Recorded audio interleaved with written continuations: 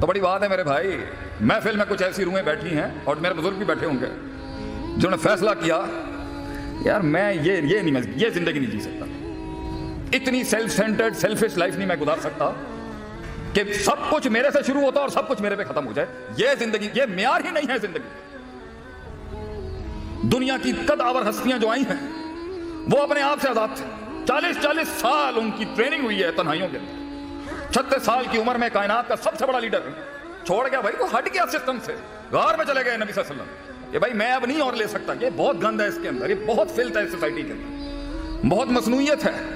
ख्वाबों को परवान चढ़ने के लिए, अपने कत्ल का एक रिवाज बनने के लिए, मिजाजों को एक समाज बनने के लिए, लफ्जों को एक कलाम बनने के लिए, कलामों को वो किताब बनने के लिए, किसी के सीने का एक एहसास बनने के लिए, वक्त की नजाकत में एक रफाकत बनने के लिए तन्हाइयां चाहिए होती हैं, तन्हाइयां। और हम लाइमलाइट के लाइमलाइट बड़े बड़े लोग